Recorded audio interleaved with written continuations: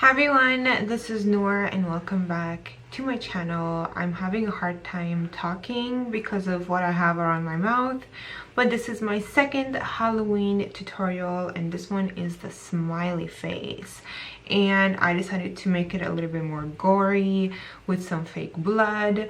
So yeah, everything that you see right now is fake blood, FYI, just for your information. This was actually really simple and easy to do. The only thing that's a little bit of time consuming was the latex and the tissue paper.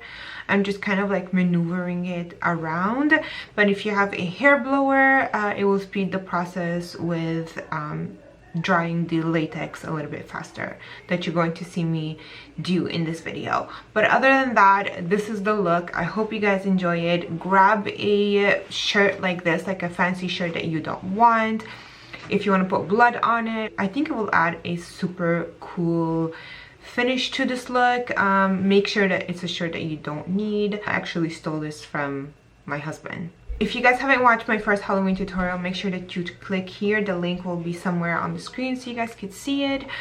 This is a look that I wanted to do for so long and I decided to do it this year for Halloween. I'm quite excited about it. So if you guys are new here to my channel, thank you so much for stopping by and watching my creepy tutorial.